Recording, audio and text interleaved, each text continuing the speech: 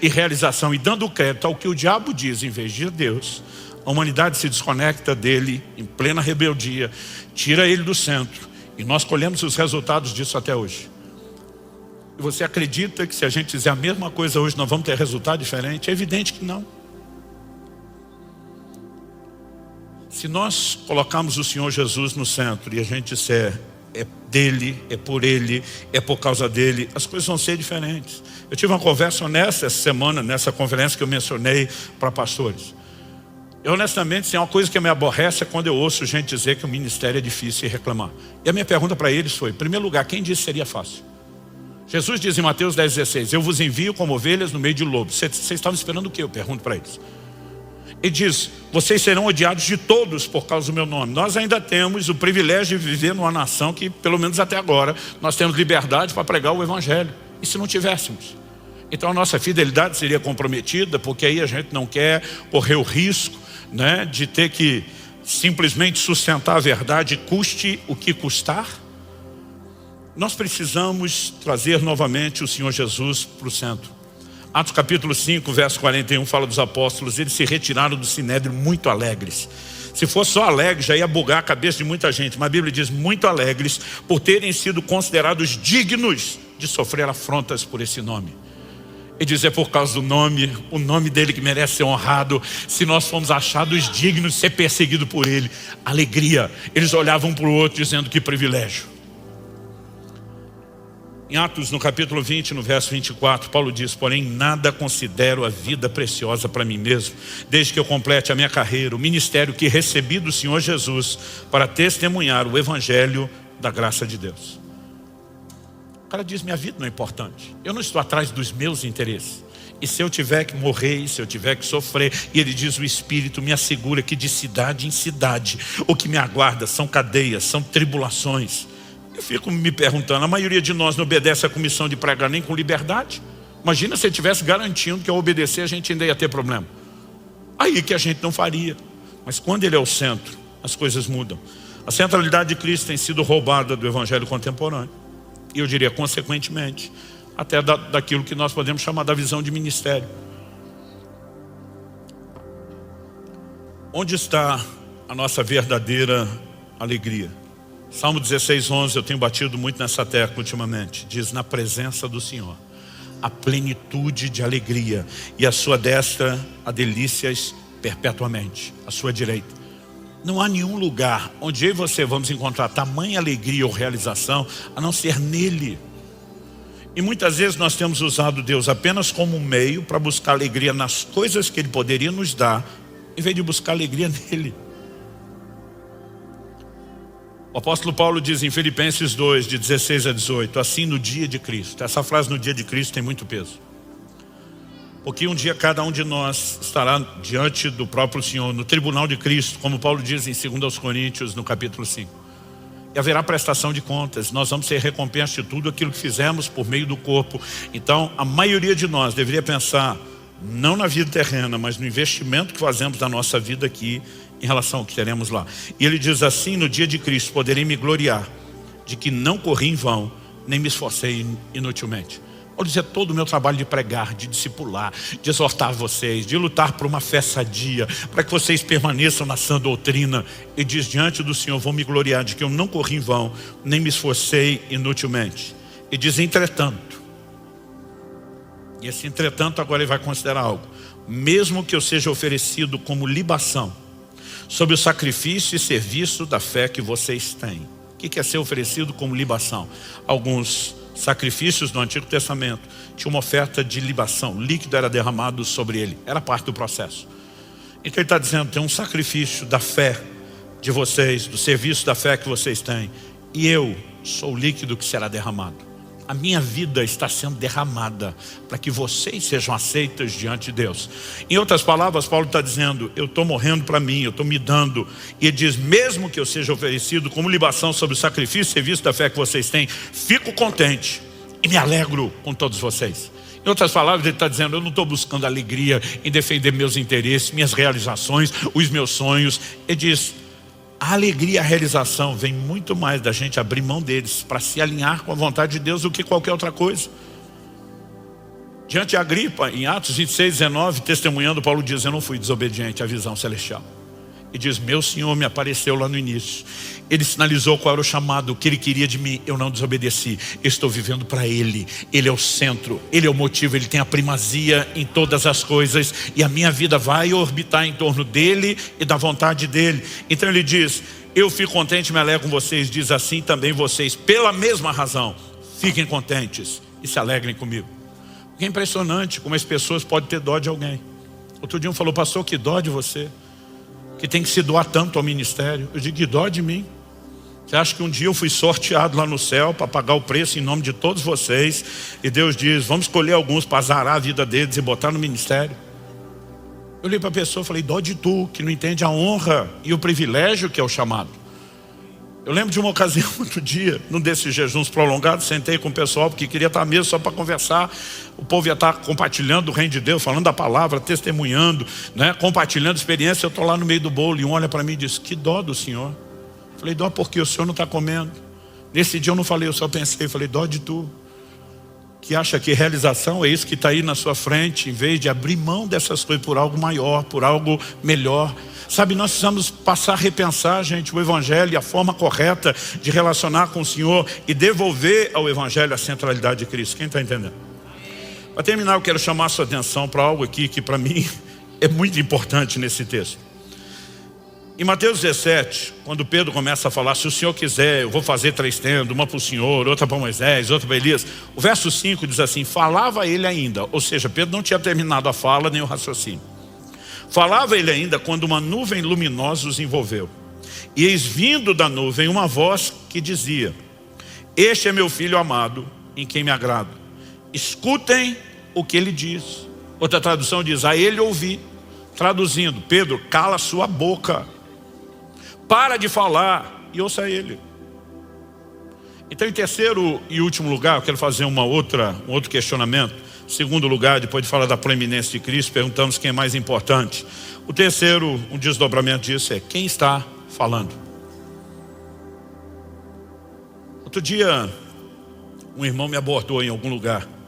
Eu não me lembro onde eu estava, mas ele me abordou, ele estava emocionado. Falou: pastor, o senhor não tem noção do impacto que foi sua vida, na minha vida.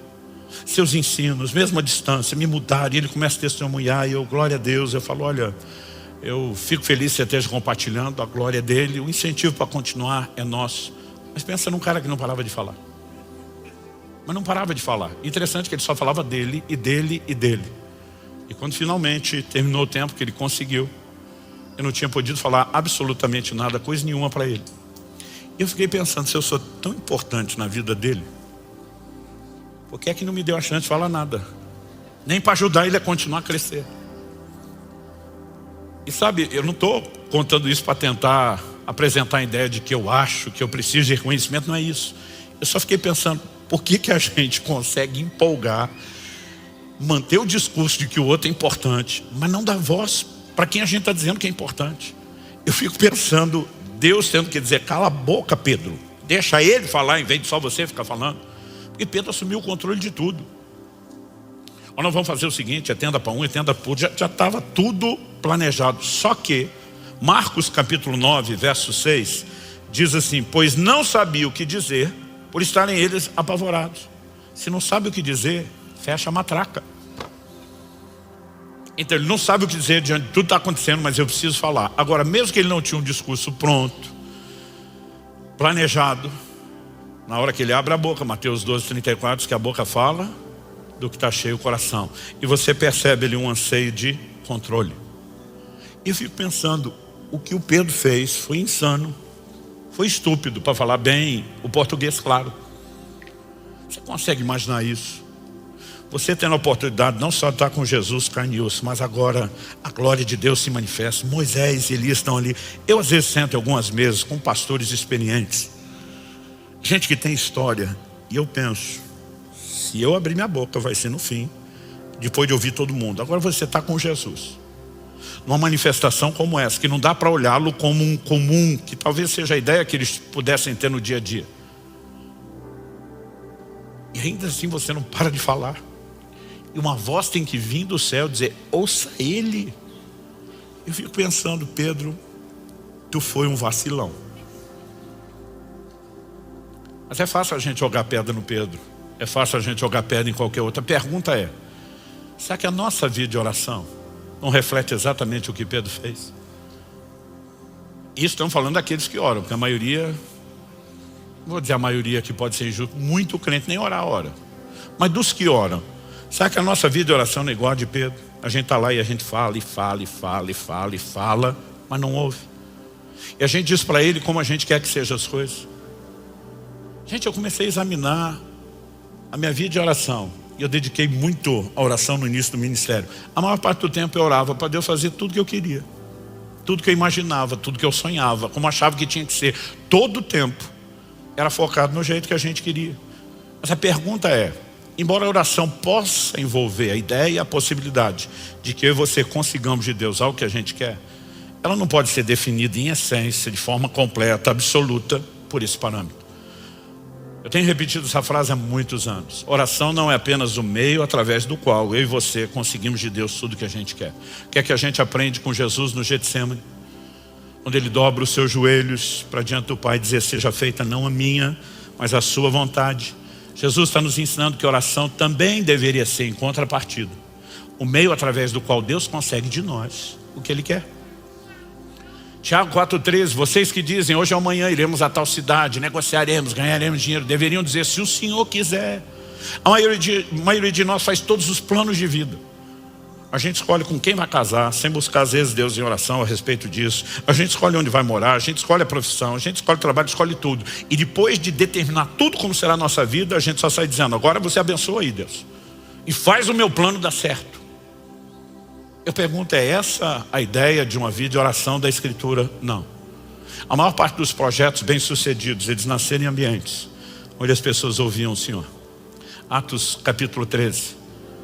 A liderança da igreja de Antioquia, reunida, jejuando, adorando o Senhor, estão lhe ministrando o Senhor para tudo o resto, nada é importante, vamos estar com Ele. A Bíblia diz, e disse o Espírito Santo, separai-me a Paulo e Barnabé para a obra a que eu os tenho chamado. O que é que Deus fala com Moisés no monte? 40 dias, distante de tudo e de todos lá com o Senhor. Deus diz, tenha cuidado de fazer conforme o modelo que te foi mostrado no monte. Deus está dizendo, a planta da construção é minha. Você só é alguém que executa o meu plano, a minha vontade. E a maioria de nós não tem entrado nesse lugar. E eu não estou falando isso para te apontar o dedo, para jogar pedra em você. Honestamente, eu fico me perguntando o como ou o quanto eu queria ter ouvido um ensino tão claro como esse desde o início da minha caminhada. Porque às vezes a gente demora muito tempo para aprender o que poderia ter entendido mais rápido, com clareza. Quando Jesus ora e chora no Getsemane, dizendo, se possível, passa de mim esse cálice. Essa talvez seja uma das questões ou perguntas bíblicas que eu mais ouvi até hoje. Pastor, o que significa passa de mim esse cálice? Cálice na Bíblia tem a ideia de sofrimento. No ensino de Jesus não é diferente. Num outro momento, quando ele pergunta a Tiago e João, vocês podem beber do cálice que eu vou beber? Eles respondem, podemos. E ele garante, vocês vão beber. Aliás, Tiago, né, o irmão de João, foi o primeiro mártir de todos, os apóstolos. O livro de Hebreus interpreta essa fala de Jesus dizendo o seguinte, Hebreus 5, 7 a 9. Ele, Jesus, nos dias da sua carne, tendo oferecido com forte clamor e lágrimas, orações e súplicas a quem o podia livrar da morte. Hebreus está dizendo que a oração de Jesus, se possível, passe de mim esse cálice. Jesus sabe que a hora da morte está se aproximando. Até, como dissemos, o teor da conversa com Moisés e Elias foi isso. E agora, diante de Deus, como um homem, entenda isso, que está apavorado, dizendo, Deus, se tiver um plano B, se tiver um jeito de evitar esse nível de morte e sofrimento, isso é como eu me sinto, mas eu não quero pleitear a minha vontade em colisão com a sua. Que a tua vontade prevaleça, que a tua vontade seja feita. Naquele momento, e o texto diz, ele foi ouvido por causa da sua piedade. Mas embora sendo filho, aprendeu a obediência pelas coisas que sofreu e tendo sido aperfeiçoado, tornou-se o autor da salvação eterna para todos os que lhe obedecem. Autor da salvação para os que lhe obedecem. Eu nunca vi um assunto ser tão relativizado em tempos modernos como a obediência. As pessoas inventaram um tipo de graça onde não existe necessidade de obediência alguma e você pode desobedecer à vontade, porque Deus te ama pelo que você é, não pelo que você faz. Distorção atrás de distorção, heresia atrás de heresia, distorção maligna atrás de distorção maligna, para roubar a centralidade da nossa resposta: obediência. Ele é o Senhor. Que senhorio é esse? Jesus diz: por que vocês me chamam Senhor e não faz o que eu mando? Que evangelho é esse onde a gente diz que Ele é Senhor, mas a gente vive do jeito que quer e Ele é que se curva às nossas vontades? Pastor, não me pregaram esse evangelho. Você deveria ter lido as letrinhas pequenas do contrato antes de assinar. Sabe, nós precisamos resgatar a centralidade, a proeminência de Cristo e o senhorio dele. Quando nós falamos para Deus em oração, tudo aquilo que a gente sonha, tudo aquilo que a gente deseja dele, para a nossa vida, para o nosso ministério, mas não o ouvimos. Então a minha pergunta é: o que o Senhor tem planejado para a sua vida? O Todinho honestamente falou: pastor, não faço a menor ideia. Falei: você está vivendo todo esse tempo sem fazer a menor ideia? Eu falei: será que isso não deveria ocupar um lugar importante em termos de buscar o que Ele tem? E mesmo que você não ouça uma sinalização, gastar tanto tempo em oração e rendição, que pelo menos Ele possa intervir e estabelecer a vontade dEle. Eu vou repetir o que eu falei antes. Eu não estou aqui te apontando o dedo, eu espero te ajudar. Eu não estou te julgando pelo seu passado, nem pelo seu presente. Eu espero estar te abrindo uma nova oportunidade de futuro. Escolhas podem ser feitas. Minha esposa me perguntou no ano passado, quando eu estava perto de completar meus 50 anos: como está sentindo? Falei: estou em crise. Ela falou: nós estamos vivendo o melhor momento da nossa vida. Eu falei: eu sei, em todas as áreas. No nível pessoal, no nível familiar, no nível ministerial. Ela falou: você está melhor hoje aos 50 do que aos 30. Depois que entendeu, cuidado da saúde, uma série de coisas. Eu falei: eu sei, mas estou em crise. Ela falou: qual é a crise? Eu falei: amor, durante anos, nós completamos agora em início de novembro, 28 anos casados. Falei: durante anos a gente quis tanta coisa que a gente não podia. Ela falou: é verdade. Falei: mas agora que a gente pode, a gente não quer. Ela falou: isso não é bom? Falei: é ótimo. Significa que a gente deve ter amadurecido. Falei: mas a pergunta é por que a gente passou tanto tempo querendo coisa que a gente não precisava? Não precisava no sentido de que a projeção, essa coisa de querer tanto, é porque a gente projetava realização em coisas que nunca vão te preencher ou realizar. Se as coisas preenchessem ou realizassem, os ricos seriam os mais felizes da terra. E você pode olhar a vida de muitos deles: quanto mais cresce finança, fama, reconhecimento, mais miserável a vida deles se torna. Porque nada pode preencher o homem. Tudo o que eu e você precisamos está nele e nesse entendimento do senhorio dele. E sabe, eu não estou dizendo que Deus não vá te abençoar com outras coisas. Jesus diz: busque em primeiro lugar o reino de Deus e a sua justiça. E diz o resto. E tudo que não é o reino e a justiça é resto. E diz: o resto vem a reboque, vai ser acrescentado. Mas é interessante que quando Ele acrescenta essas coisas, normalmente Ele as dá para quem não trata essas coisas como centro e o propósito. Ele as libera quando entende que elas não vão concorrer com o lugar dele. E nós precisamos ajustar e calibrar o nosso entendimento de senhorio. Você recebe essa palavra? Eu quero terminar te fazendo algumas perguntas práticas que te ajudem a avaliar o seu relacionamento com Deus. Será que entendemos, estamos reconhecendo de modo prático a proeminência de Cristo nas nossas vidas? Ou de vez em quando nós estamos imaginando que a gente pode surfar na onda com Ele e ter algum nível de promoção ou lucro pessoal? Deus me fez lembrar essa semana de algo curioso, antes de eu falar desse assunto com os pastores. Eu ainda era adolescente, um dia eu estou lendo Apocalipse 4. Eu chego no versículo 4 que diz que a volta do trono de Deus, onde o Senhor Jesus está sentado com Ele. João viu outros 24 tronos. Certamente tronos menores, mas são chamados de tronos. E neles ele vê 24 anciãos, usando coroas, assentados. E minha mente já começou a divagar. 24 deve ser a composição do 12 que aparece no Antigo Testamento, com 12 tribos, com alguma coisa ligada aos 12 apóstolos. 12 é um número de governo lá e cá, deve ser a fusão das igrejas, entre aspas, de Antigo e Novo Testamento. Minha mente está ali, viajando, pensando. Mas uma coisa que eu não consigo parar de pensar é: a Bíblia não diz quem são as pessoas. Não disse necessariamente são os 12 filhos de Jacó e os 12 apóstolos. Em relação aos anciãos, não. E aí um pensamento passa pela minha mente: será que algum desses tronos a vaga ainda está em aberto? Será que existe alguma chance de fazer alguma coisa para estar nesse time e sentar num trono desse e usar uma coroa dessa? Dá um desconto. Estou falando da imaturidade de um adolescente, não só a imaturidade da idade cronológica, da falta de relacionamento com Deus. E ali, de alguma forma, sem nenhuma promessa, eu inventei uma possibilidade. E não era uma promoção qualquer. Eu não conseguia parar de pensar nisso.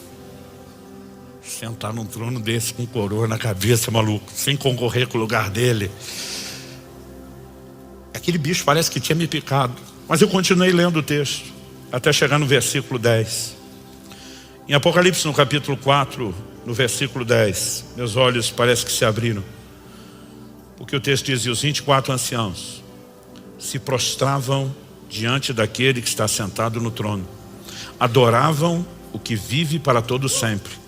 E depositavam as suas coroas diante do trono, proclamando: tu és digno, Senhor e Deus nosso, de receber a glória, a honra e o poder, porque criaste todas as coisas e por tua vontade elas vieram a existir e foram criadas. O entendimento de que tudo é dele, por ele e para ele faz com que qualquer um de nós que recebeu um trono e uma coroa imediatamente desça dele, se prostre diante da majestade, tire aquela coroa, deposite aos pés dele, para dizer: a glória e a honra é sua e somente sua. Naquele dia, o Espírito Santo falou comigo: qualquer trono e coroa que você possa ser colocado um dia, mesmo que não seja isso que você está olhando, só existe uma razão para que você ocupe o trono ou a coroa: é a capacidade de rapidamente descer de lá, colocar a cara no chão, depositar a coroa aos pés do Senhor e dar glória a Ele. Sabe, levariam anos e é um processo de aprendizado que ainda continua. Não posso ser que eu cheguei lá. Nós precisamos nos questionar se estamos reconhecendo de forma prática a proeminência do Senhor. Será que a nossa visão e prática cristã reflete a centralidade de Cristo? Eu e você precisamos questionar isso. E falando da nossa vida de oração, será que temos ouvido a Jesus? A nossa vida de oração segue sendo apenas sobre aquilo que queremos? Vou falar mais uma vez: não vim te apontar o dedo, e Deus não me levou a falar dessas coisas para julgar você, mas é uma oportunidade de ajuda, e uma poderosa ajuda que Ele nos oferece, não só trazendo orientação de princípios, mas por meio da palavra Ele consegue trazer à tona aquilo que está no nosso coração, como diz Hebreus 4:12. E Ele só expõe para que possa ser tratado, para que eu e você sejamos aperfeiçoados. Eu gostaria que nós pudéssemos terminar esse culto com um momento de rendição ao Senhor. Você pode fazer isso como achar melhor. Você pode fazer isso sentado, você pode fazer isso em pé. Mas se você puder, e talvez a gente possa fazer aí no lugar, nas cadeiras, eu gostaria de abrir a possibilidade, não exigir. Alguns podem até ter alguma limitação ou dificuldade física, mas se você puder, eu gostaria que talvez a gente tirasse alguns momentos para dobrar os joelhos diante dele. Essa é uma figura muito forte na Bíblia de rendição. Eu gostaria de te chamar a reafirmar o senhorio dele. Reafirmar o senhorio dele sobre a sua vida. A Bíblia fala sobre confessar Jesus não apenas Salvador, mas Senhor das nossas vidas. E qualquer coroa ou qualquer trono, não importa o que Deus possa ter te dado, o que Ele fez por você, o quanto Ele possa ter te honrado ou promovido, você possa colocar aos pés dele e dizer: Senhor, eu quero ser guiado pelo Teu Espírito nesse entendimento prático. Fale com Deus.